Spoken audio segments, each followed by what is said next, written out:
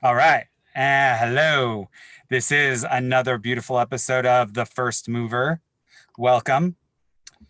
Uh, real quick, I wanted to start with Nick. Nick, what is your experience in real estate? Zero. Zero. Okay. So, do you have a big question in real estate? Like a burning question? No, I'm just here to learn. Okay. Cool. Yeah. That's very helpful.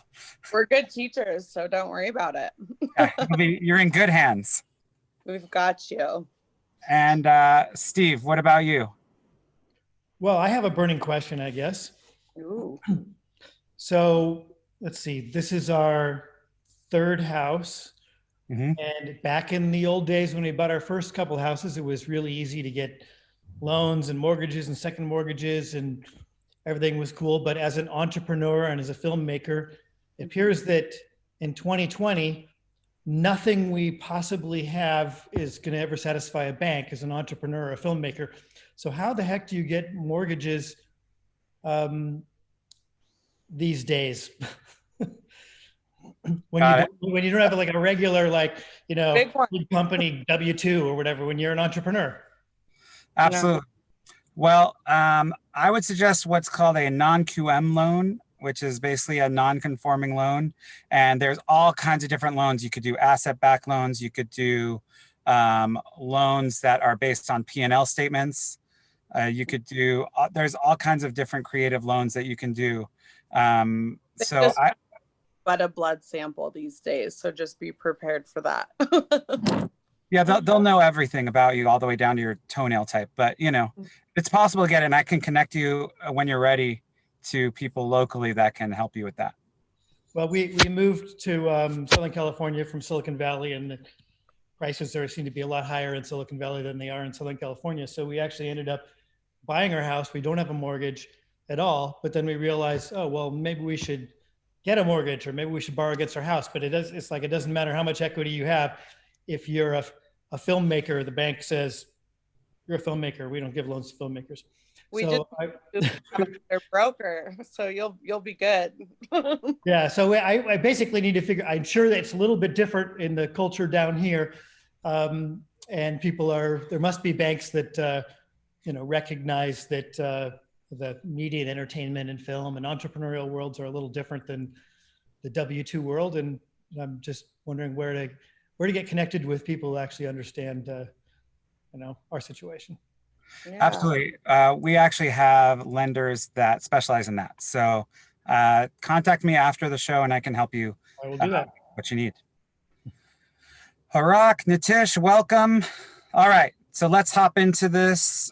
Here we go. How do I share this screen? Your face looks nice up close and personal. Well, thank you. I'll take that. Okay, so it's this, and here we go, share. Okay. Where do I hit play on this one? Is anybody familiar with Google Docs? Ken? Yeah, you know how Google Docs works? I haven't used this. I'm looking at this. I've never seen where you can't see like a presentation mode. Yeah, you're right. Presentation mode. Or no, what presentation mode? Where do you see that? No, that's what I'm saying. It usually has something like that. Let me scroll in. It's kind of weird. Well, can you guys see that slide anyway? Mm-hmm. Go ahead. Go to the next one. Okay, we'll just go to the next one then. Okay, so I wanted to point out that a lot of the jobs that basically are under 40 to 60,000 are the ones that were lost basically overnight, which is more the manufacturing. And these are the people who are most likely to be moving due to COVID. So I just want to show you that. That's kind of the breakdown of how all the different industries were affected. Everybody's asking a good time to buy or sell. Now, this isn't based on data. This is based on how people feel. So this one, 58% of people think it's a good time to sell. 34% thinks it's a good time to buy. And we can jump into that a little later. I would more agree with the 58%, and to buy, it's really more case sensitive because of this next slide, which shows prices are at an all-time high in California Mhm. Same in Denver. and in Denver too, right? Yeah, our median sales price went up 11% from last September. So just so you all know, Athena, she runs one of the top teams in the Denver area, and she is all of Denver. Any information about that whole general Colorado, Denver area, she's your go-to right there. Thank you, sir. I am indeed. My team would love to take care of anyone listening. Terrific. And I want to hear more about Denver shortly. Definitely. So this is just so you can see, these are the some of the cities locally that have to do that have the highest renters. So you could see Santa Monica is 72% renters, and rentals are going down while the ownership here is going up. Are you seeing something similar in Denver? We're seeing that same thing. Our occupancy rates for rentals are higher than they've been in over a decade. And I think that's because they're taking advantage more so of these lower interest rates, wanting to get, switch from buying to renting, because the change in interest rate is allowing their buying power to go a little bit further. So although it's a very competitive market, we're still seeing rentals are going way down and purchasing power is going way up. So I'm curious to hear what your thoughts are as to why that's happening where you are as well. Well, I think it's a lot. We talked a little bit last week about a K-shaped recovery where professionals, white collar, are pretty much doing fine. They figured out this Zoom thing and how to make money or go on a furlough, but then get paid or work from home or, whatever. But those 60 and 40,000 and below jobs, their jobs vaporized overnight. And it's more that sector that's renting that never had a shot at buying. They're not buyers. They're the renters. So the people that are worst affected by this pandemic are renters, not really owners, right? So I think that because you had that whole bottom level fall out, that's affected the entire rental community. Gotcha. So, yeah. And I think you're going to see a lot of changes based on that. Now, a lot of people have been asking recently about foreclosures, and foreclosures could be a big problem, but not like they were back in 2008, 9, and 10, more like in 2015, which I don't know if any of you remember the foreclosure crisis in 2015, but I don't, because it was so minuscule, it didn't really matter. And just so you know, even if there is a significant drop from foreclosures, it's not going to be more than 8 or 9%. So, yeah, and it'll be a flash in the pan. And that part's my personal opinion, the flash in the pan. And I heard that today too, in one of our Compass sales meetings. We were obviously in different cities, but work with the same brokerage. And one of the most wonderful things about it is the data and the innovation that comes with it. And looking at the numbers of people, properties that were in forbearance that have actually come back and paid up in full up at this point are already much higher than what were expected, is what I heard this morning in our sales meeting, which leads them to believe the foreclosure market is not going to be very significant, at least in Denver. That's right. And actually, we went over some stats last week that nationally it's not going to be that bad. There was, if you guys remember, last week we had that map of the entire country of the forbearance rates, which I can pull up later if anyone's interested in seeing that. But it's much smaller than we thought, and the effect of the forbearance is going to be dramatically less than anyone predicted. So that's good. What's that? I said hallelujah. Absolutely. So these the prices are actually more inflated in 2005 than they are now. So even though prices are higher, the inflation is not as severe. And the buyers are fueling new demands. If you look at the chart here, all the way on the right, that's a huge spike in demands for mortgages. Mhm. Here's just a funny picture. So here's what all the big banks project for 2021. If you can see, the Wells Fargo is the most positive, but they all are projecting some growth for 2021, and they are taking big losses in 2020. This is what California will most likely look like, 3.3% increase. Now, something that obviously we've been talking about, an ongoing theme, is people moving out of the state. So you could see 31% in 2005 are moving out, and now we're in 2020, and again, 30% are moving out. So in 2005 was that last, people were moving out because prices were so high. Now they're moving out because of increase in taxes, homelessness, and just a lack of jobs moving out of the state.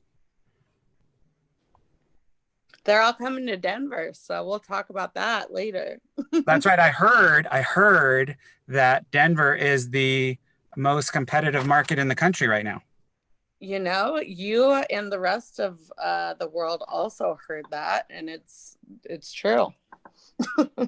There you go. Now I'm curious. We obviously have the state of California has very low number of listings, which I imagine is similar, driving up the competitiveness of Denver. But the interesting thing is here, the people who are buying, instead of investors buying, it's more people buying second homes. What are you seeing people buying there? Absolutely. So myself and my team, we cover all of Colorado. So a lot of the second property investors are looking, they're people that would usually be spending money internationally, are spending a lot more money on second homes in Colorado in more of our mountain town regions. We also have a huge community of buyers that are looking for investment properties because we do have such desirability. And looking at the affordability index as an investor, we're seeing that the job creation in Denver, unlike California, is extremely strong. So we have a ton of major companies coming into Denver rapidly, bringing really high paying jobs with them. So they know that they're going to have solid renters. Generally, people moving into the state are looking to rent for a year or two before purchasing. So really making sure that we're working with our investors to figure out who the demographic is that's going to be purchasing. And we're finding that it's a lot of investors or second, people that want the Colorado lifestyle. We have, the access to the great outdoors is what drives people here. We're an hour away from the mountains. I-70 is a straight shot, depending on the day that you choose to drive it. You might get California or LA traffic if you're trying to get there on a Friday evening. But the access and the lifestyle is what's driving people here. And it really spans from second homeowners in the mountains that know that they're going to be able to turn a profit on Airbnb when they're not using the property, to people that want to have a great solid investment in an appreciating market. If you look at 30 years of statistics on the Denver housing market, you can see that we have had an extremely steady appreciation.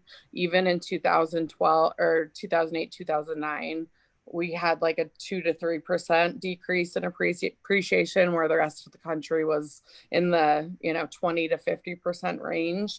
So we have an average conservatively of 7% appreciation in the housing market right now. From last September to this September, we're up 11%. So looking at the numbers as an investor, it makes sense. It's a solid buy, and it's a great place to have a second home. I could go on for days about why to live in Colorado. I won't, but those are a couple of the reasons. So it sounds like you're saying that the market is kind of encased there Yeah. outside from the rest of the drops in the country. Why is that? It has a lot to do with the quality of living and the job, like I said, job creation, affordability index. So although like California, our median sales price has gone up significantly, which pushes a lot of buyers out or renters. It's the desirability factor, your quality of living. We have an extremely active community. I'd like to call Denver a young blossoming city.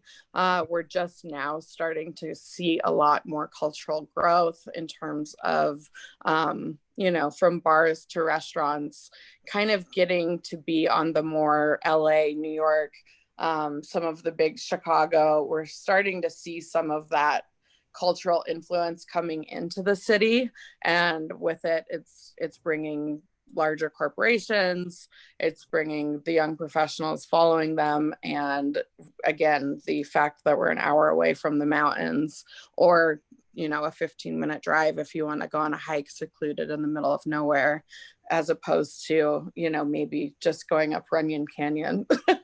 Right. That the access But still no police helicopters, right? What'd you say? There's still no police helicopters in Denver, right? Not that I've seen. Definitely some other. I remember when I was there, they told me, what's that? We more like a flight for life because we get avalanches and things like that. But things, Yeah, when I was there, I remember I was talking to them and they said that the Denver police doesn't have police helicopters there because the city's so dense, it wouldn't be helpful. No, definitely not. Yeah.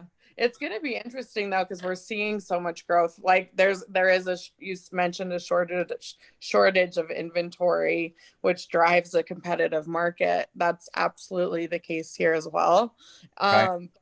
Seeing, the suburbs grow and grow and grow, and soon we're going to be connected to Colorado Springs, and it could just be, one very spread out. Denver Metro is growing rapidly. It can't keep up with the amount of people moving here, obviously, but it'll be interesting. I'll let you know when we get police helicopters, because that not yet occurred, but that's how you know when that city gets to the next level, the police helicopter. Yeah. Hopefully the traffic doesn't come with it, but it is. Absolutely. Well, it's a very city-centric freeway system there, so yeah. Hopefully that the way it's set up is good. James, where are you? What is that? Are you in a padded room? What's going on down there? Is there a straitjacket involved? I don't know. Look at him. I don't know what that space is. They're not letting me really say. What if we cool. I just, this is sort of kind of cool. You look like a cage of emotion. I have a question. Yeah. So do you guys not see like a bubble pop type situation, or do you see it just kind of leveling off? We know it kind of levels off around the holiday season, but due to the historic low rates, do you see it just leveling off, or do you see it some sort of crash? Because it seems like the people with money are the only ones buying houses. Right. Well, I mean, you see a crash already here and most places in condo market, like LA, 42% down. The condo market's 42% down in LA. So I think there's a crash there. I think you'll see a slowdown between now and the election. You'll see a bump right after the election. And then in December, I think it'll be steady. But Athena, what do you expect to see in Denver? We're 40% down as well in condo sales. And when I put a property, just for personal experience, I put a single family home on the market, and I have 7 offers in the first 24 hours, way over ask. I've had 2 condos that are in some of the most desirable buildings in downtown Denver, and they're sitting. And I think that's because people want space. You know, people have been cooped up for the last 5 months, and living in a condo with amenities that you can't even use is not exactly desirable right now. So from an investment standpoint, I personally think investors, now is the time to buy condos. The spread for cap rates is going to finally become attainable and make sense. But we have a 40% slowdown in condo sales. I also anticipate that going up to the election, there's just more uncertainty. No one knows how to feel or what's going to happen. But I think that's going to be a short-term slowdown. I wish I had a crystal ball and I could tell you that it's going to increase dramatically after that, but I don't know. Right. I expect that come January, with, depending on what interest rates do, which doesn't sound like they're, have any intention of rising rapidly, as long as interest rates stay low. I think we're going to have a really good push into first quarter of 21. Yeah, I think part of the answer, Edwin, also depends what happens in Q1. If things continue the way they are now, I think you're going to see a modest growth overall as a national market. I think if there's further lockdowns and there's a lot more limiting of jobs and businesses have to close again, there'll be a drop. I think the drop will be single digit, so meaning up to 8 or 9%. And I think it'll more be in the city centers, even though there will be more people who have problems in the rural areas, because that's where the deferments are going. The highest level of deferments that are unpaid are in the rural areas outside of the cities, actually. So it's pretty interesting on that. Ron, we are talking about volume, not in price. And yeah, so Edwin, So does the that growth answer? so the growth is a little bit outside of the city in single family, but not multifamily and not condo at all. There's a crash there, but single family is on the rise. Is that accurate? That's accurate, except that the smaller multifamily, like if you look at markets like Venice or like areas or Santa Monica that have smaller buildings, right? Not the super big apartment 100, but like maybe 6 to 10 buildings. Those are still very in demand. Same. Yeah. Okay, good. So that's pretty consistent. I think that's the same throughout the country for the most part. But Athena, yeah, real overall, quick, single family. Athena, just a question, Athena. Are you seeing that the people that are living in Denver and Boulder moving further west into the mountains? Absolutely. Seeing this trend, right? Yeah, absolutely. So we're seeing people that traditionally lived downtown, especially the young professional that was living and buying downtown because of their job location. Now they're working from home and they want out of living right in downtown Denver. There's been, like most cities in America, a lot of protesting right in the hub of downtown. Again, amenities are closed in our condo buildings, so you're not getting to take advantage of what you're paying the HOA prices for. So a lot of my young professional buyers, along with families, are wanting more outdoor space, and that involves needing to get outside of the city a little bit. So does that mean, Athena, does that mean some of the similar situations that we're having in San Francisco and Los Angeles, could that eventually plague Denver and Boulder? But let's just pretend, because I'm hearing Fairfax County in Virginia, they're not going to go back to school to February of 2022. What? Okay. Yep. Wow. So if that persists, do we see the issues that again are plaguing Los Angeles or the West Coast? Yeah. Could that eventually happen to Boulder and Denver? Absolutely. Yeah. That's what I'm concerned with.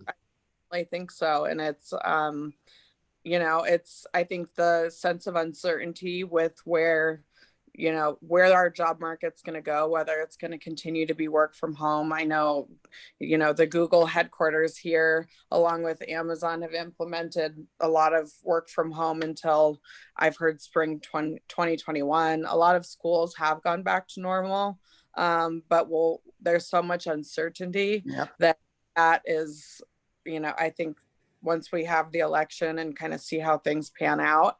But I definitely think I don't see that mattering. I just don't. But here, let me ask another question then. It seems like, and Nathaniel, this will go to you then. It seems like places like Summerlin or Henderson in Vegas, since it's off the strip, it doesn't really have anything to do other than maybe some of the job flow from the casinos. But people in Summerlin don't seem to work in the strip. Those are probably more insulated from those issues because protests are not happening in those areas. Those are safer areas if you're trying to escape Los Angeles or San Francisco. They're definitely safer areas, and that's why they have much lower volatility. I put up a chart last week that showed some of the areas in Vegas are actually the most volatile to change when there is a downturn, because it's so dependent on the strip and jobs and that sort of stuff. But those outside areas and like Lake Las Vegas, those are much less volatile based on the other changes. I'm just starting to see more of even my wealthier friends, they're picking Summerlin. Summerlin seems to be this new location that they feel is insulated enough to where it's not dependent upon the strip at all, which is positive. Summerlin, and then sorry, go ahead. The stadiums, the fact that they're getting sports teams that are going to be, there's other things attracting people now that have a little bit more stability in theory. Obviously the NFL season is not quite stable right now, but there's so many other factors that are making Vegas desirable. But I don't think those cottage industries that are dependent upon that are those people that are moving to those areas. So it's more we're looking at investment property opportunities. And you want to look at something that's insulated. That's the key. Because if what you're telling us, we're starting to see protesting in Boulder and Denver, that might be, again, a delayed reaction to what's happening here. We're starting to see the same thing happen in Austin now. Austin's having the same type of protesting. So people are saying, I don't want to live in Austin. I want to live outside Austin. Exactly. Our suburbs are going crazy. Right. So I'm wondering if Colorado Springs is one of the most rapidly growing markets, and most of our investors are looking at the Springs now. It's much smarter to look at. Our Colorado Springs, Manitoba, and those areas down there. Absolutely. And we have our, mountain properties as well, where, you can show year after year cash flow from an investment perspective that are allowing Airbnb still, even if it's not a primary residence, whereas Denver doesn't have, Denver requires it to be a primary residence. Right. But the key is pay attention to the residents and where they're moving, not the new people to where they're moving. Yeah, I like that. So are the lifestyle towns, like the ski towns, are they booming because you can live there and work from home? Yeah, definitely.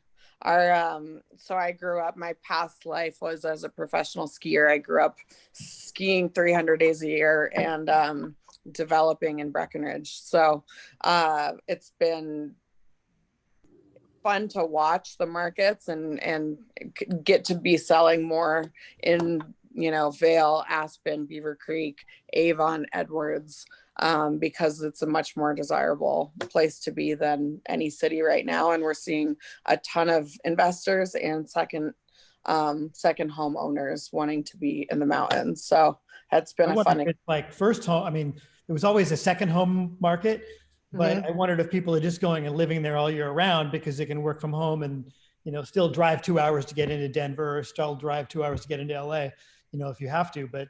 Yeah, with work from home now, I think, and again, people that would generally be spending money out of the country vacationing or spending more time in looking at within the country at different places that they wouldn't necessarily be purchasing in other markets. So I think it's really, Telluride, Aspen, Vale, Beaver Creek, we're getting huge sales growth.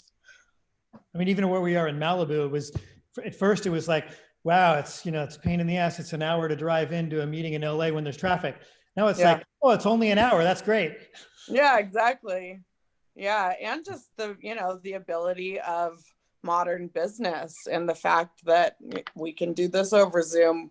We can do buyer and seller consults over Zoom. I can tour a property 360 with people in any location, and they can do the same with their profession. So having a completely new look at what the home means, and how that influences people's buying decisions, because it's not only a home, but you can think of it too as, your home. We're all working from home now. So that's cool to get more creative on where they're living.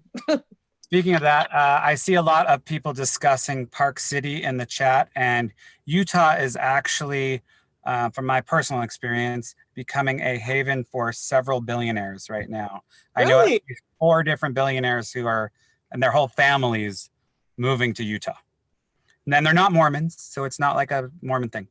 Because I know that's what everybody thinks. I think it's Park City and Apple Valley, that whole area. Yeah, right there. that whole circle right around the whole part of Utah is becoming very, very hot for extremely big money. Mm-hmm. Speaking of somewhere completely different, Tommy, our very own Thomas Walford, he has a interesting project that he's working on somewhere that I believe is also free of protests.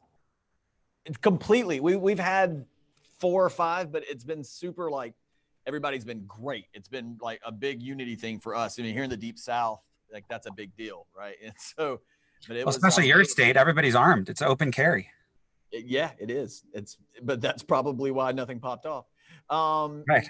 But the spirit of it was great. Like, I'm in Augusta, Georgia. We're about to take down all the Confederate monuments in our town. Like, it's a real thing, and everybody's happy about it. No one's complaining. So it's been a real huge thing for us. But yeah, I was messaging Edwin, like, the market here is crazy.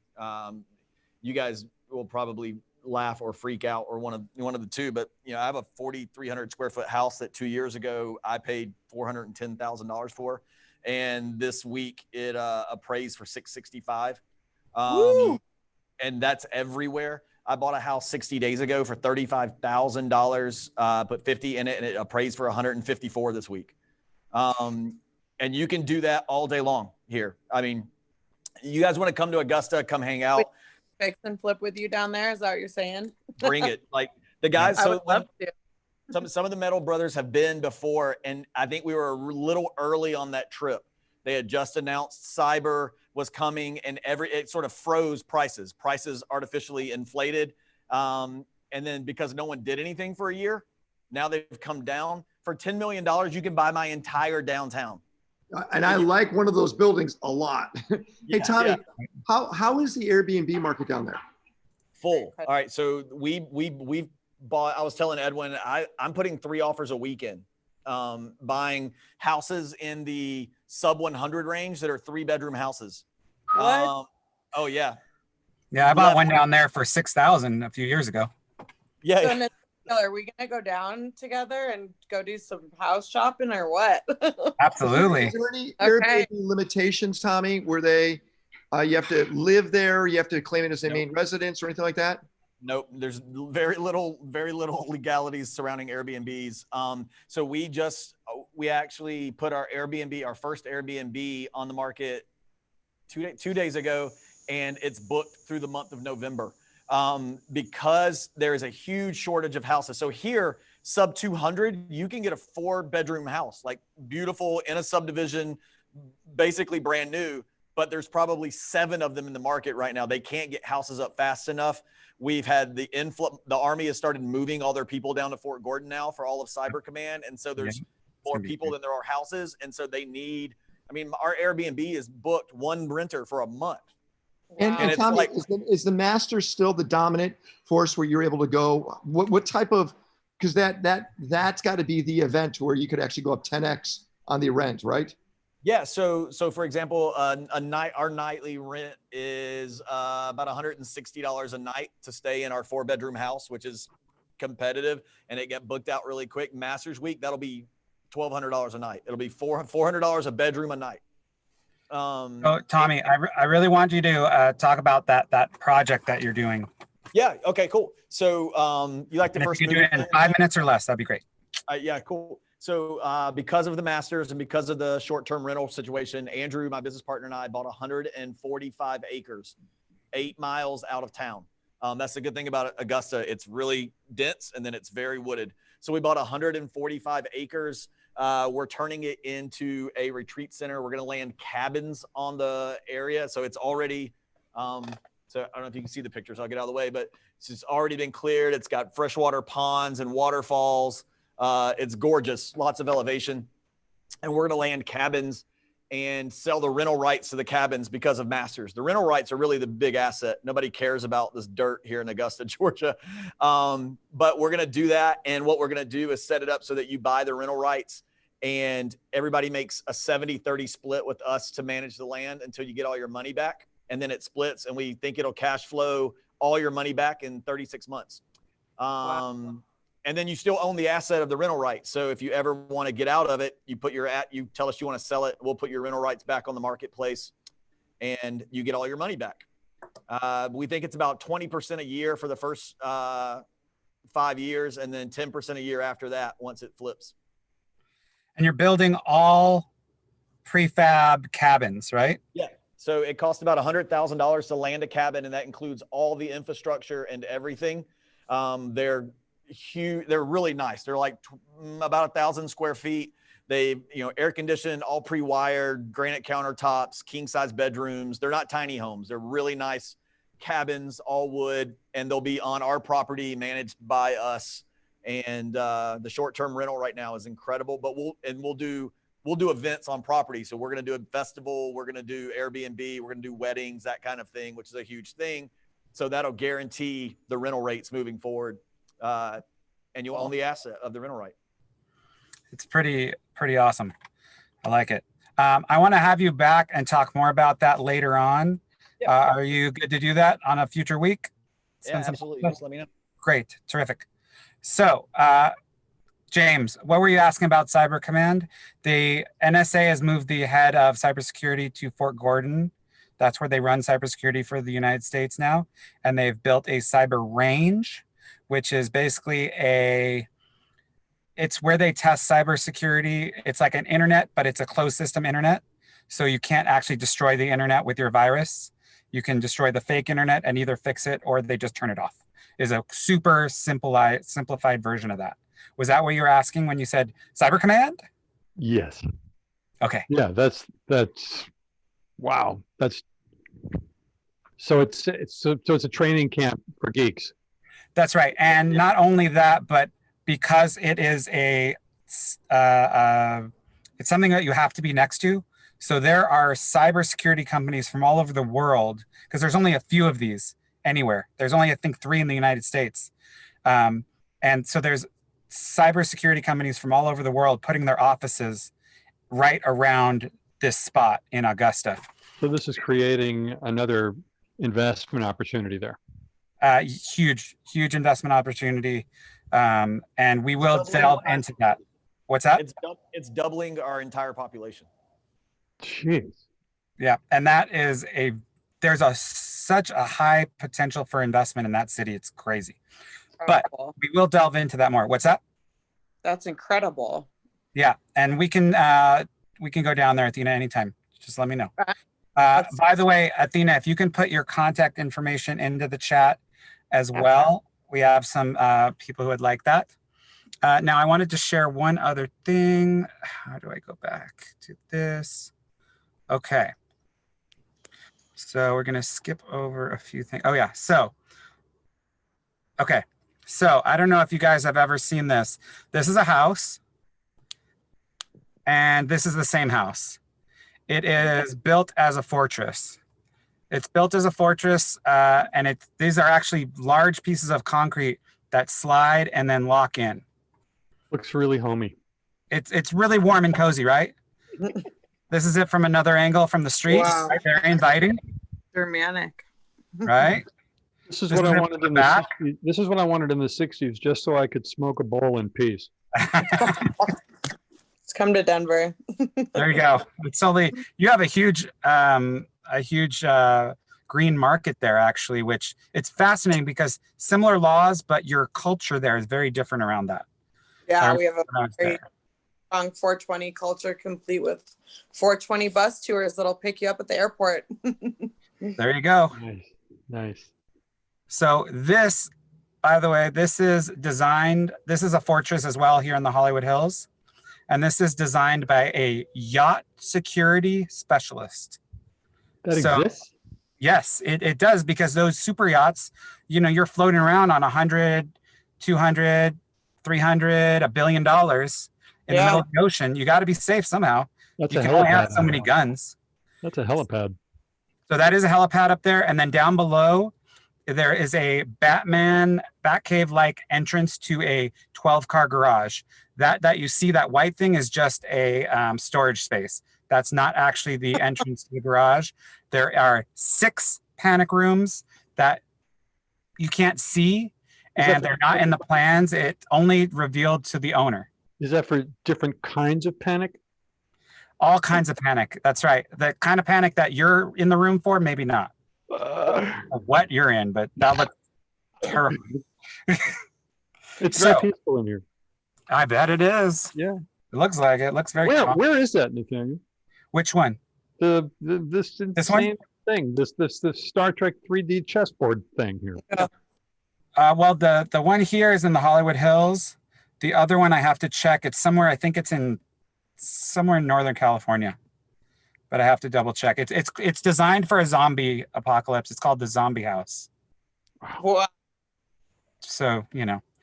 But speaking of security and all these different things, people are worried about a lot of things. Which right now the big worry is, I believe in Colorado there's 3 giant fires. Yeah. And California just had its largest fire in history. And so there's a lot of subtleties around fires and home ownership and private versus public land ownership. And we actually have one of the top foresters in the country with us today. And if I could stop sharing my screen, great, there we go. He's going to tell us a little bit about how it works and why. To me, it always seems like fires are worst on the West Coast and maybe in the middle of the country, but there's some secrets around that he has that I find really fascinating. So I'd like Nicholas, Yes. introduce yourself and give us the secrets. I gotcha. I'm Nicholas Butler, and I am a forester. So I have spent a good period of my working life kind of dealing with a number of these issues. Some of them have simpler solutions, and so that not to be facetious, but it's probably more complicated than raking leaves, but global warming is also a bit of an oversimplification. So I'll tell you some of the things that if I'm buying in some of these areas, these are things that I think a buyer would probably want to be, abreast of. And so, and I'll kind of frame it, and then I'll show you some pictures so that it's more official when I show you a picture. So over the past roughly 40 years, I would say there's been more collaboration with public and private entities to discuss what would be a much more cohesive strategy. And so remember that, the cohesive strategy. And I would say at roughly 1985, a lot of our wildfire protection, the Wildfire Protection Association started to partner with the U.S. Forest Service and other land management agencies to start thinking about ways to fire safe communities. And so it gave birth to a number of at-will organizations. So it's almost like an HOA, but we call them fire-wise communities. And so a lot of the towns that you know about have Firewise communities in some of the neighborhoods. If they're a small town, the whole town might be a Firewise community. And I'll explain to you what these things mean. But as I go through this, I'll say this quickly so that we can have more question and answer. So I'm going to share my screen for a second.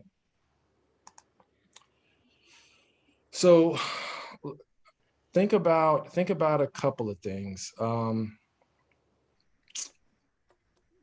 All right, let's do it like that.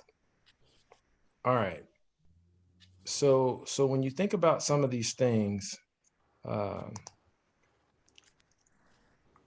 why do we have this, right? So we have something called the Wildland Urban Interface, and many of you maybe have never heard this term before.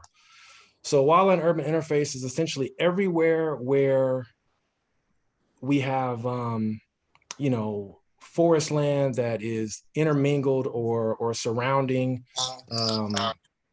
urban land, right?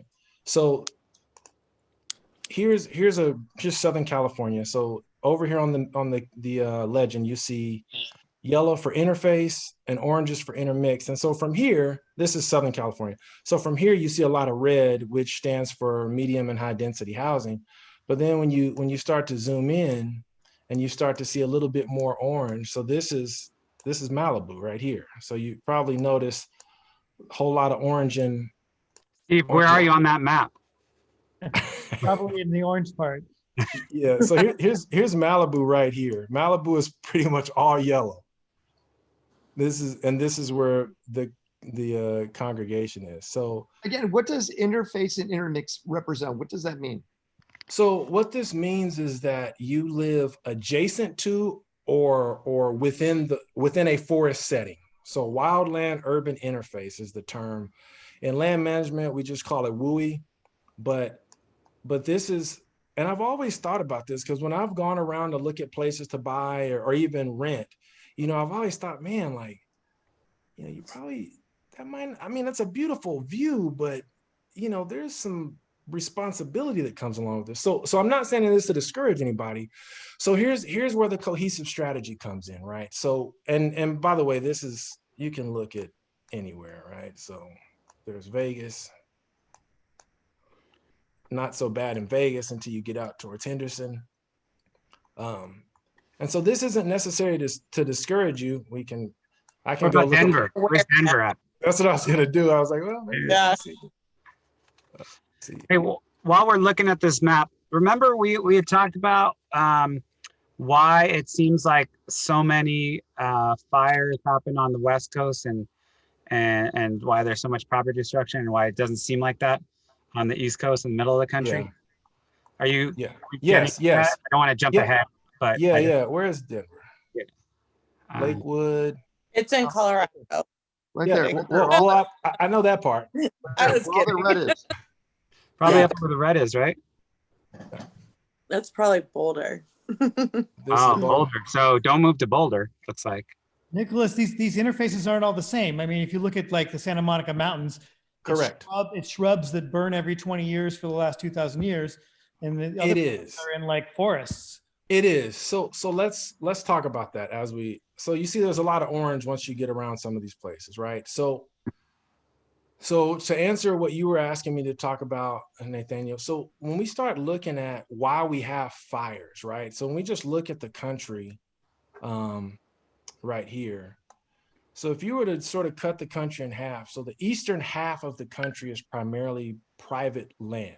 It's 80% owned by companies, individuals.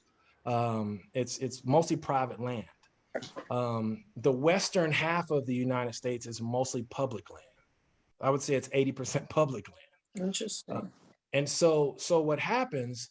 So there's a little bit of a dynamic there, right? And so here's why there is an effort that has been going on for decades here to sort of coordinate. So most of us don't treat our lawn exactly the way our neighbor treats their lawn unless we have an HOA that sort of forces us to. But in general, most people's position on things is I can do whatever I want to on my property. If I, that's kind of the deal. And when we start talking about wildland urban interface, the stakes are a lot higher, right? And so now you start looking at some of these orange and yellow areas, what your neighbor does on their property makes a huge difference, right? And so, for example, and then the other thing is the land management agencies are charged with managing land, but there's only so much that they can do that will actually matter or that they have funding for. So there's prescribed fire, there is vegetation management where they create buffers and ways to sort of slow it down.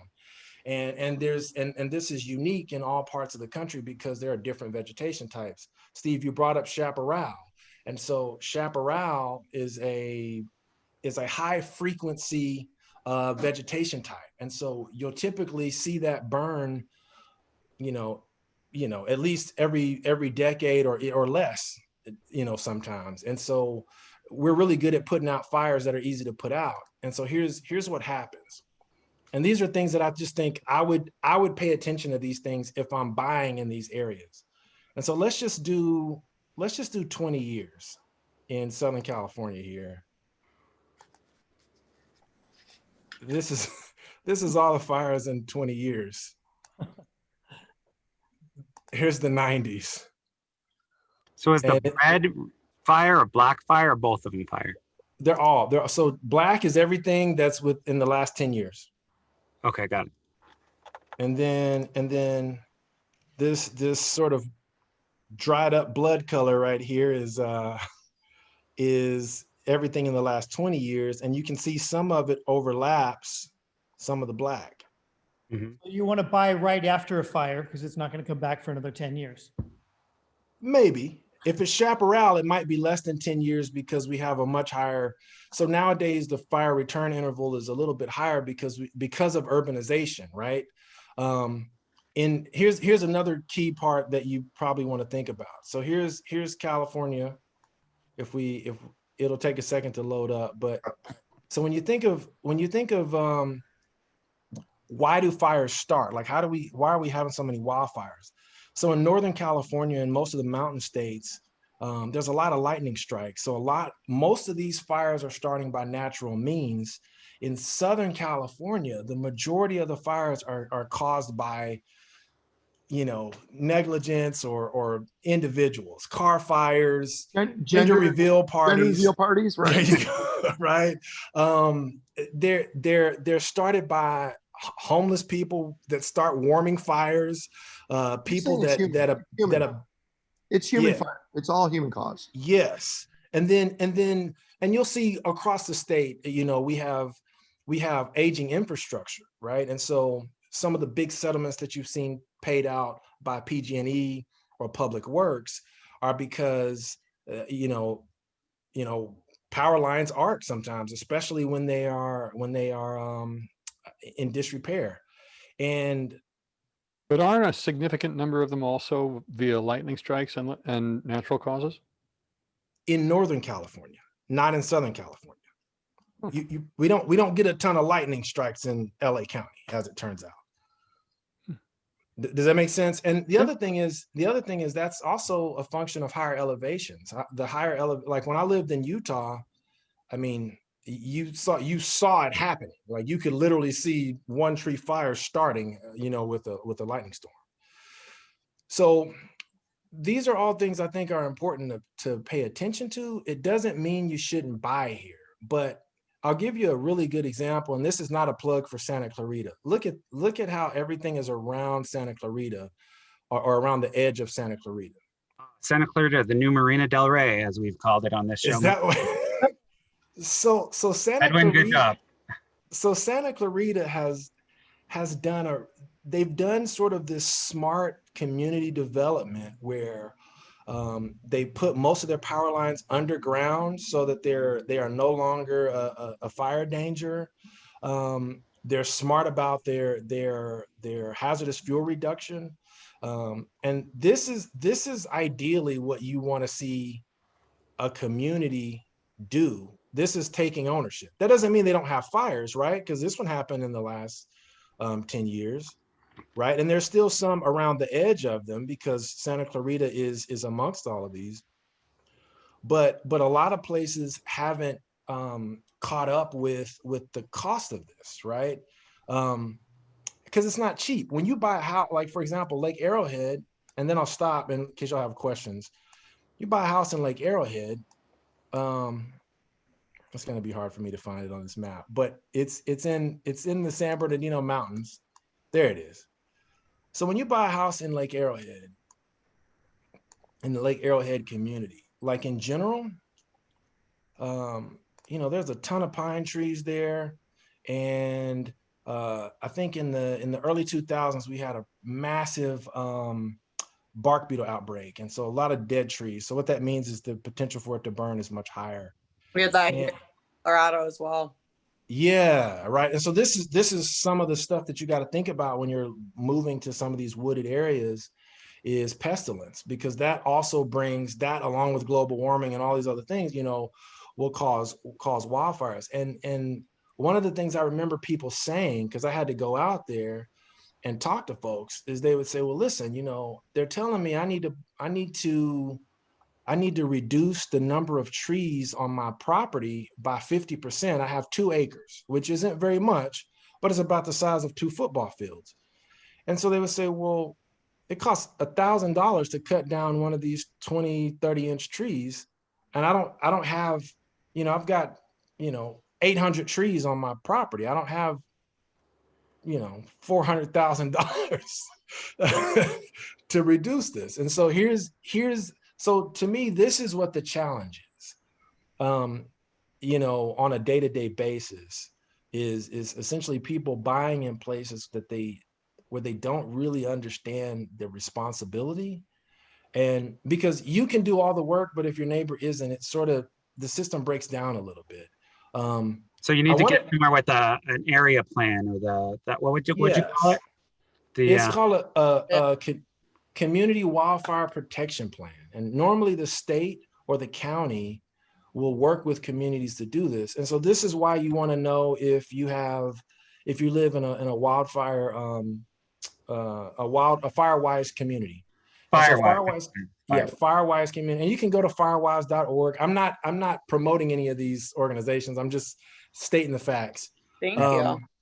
And it's informational, and they're all across the country. They're not, you know, and they will, if you need one in a community, they'll help set one up. There's some there are resources there. So the system only works if everybody, you know, takes ownership of whatever their piece is. So it doesn't really matter what the land management agencies do on their land if all of the private landowners aren't doing anything but saying, why doesn't the Bureau of Land Management or the Forest Service or Bureau of Indian Affairs, why aren't they just managing their land, right? That's right. Only half of. So basically we need to make sure that there's community buy-in and that the public lands are managed. So if you live in a high fire zone, like Steve, for example, he's right in the middle of it, or like Athena's friends probably live outside of Denver. Mm-hmm. Or, you know, so it's important to understand what you have around you, because otherwise you're in trouble. Perfect. Nicholas, thank you. Tommy, thank you. Athena, amazing, enlightening. We are out of time, so we don't actually have time for questions, but I invite everybody, including Athena, Tommy, and Nicholas, back next week, and we can update more. See you next week, gents. I loved it. Thank you. Thank you all. That was fantastic.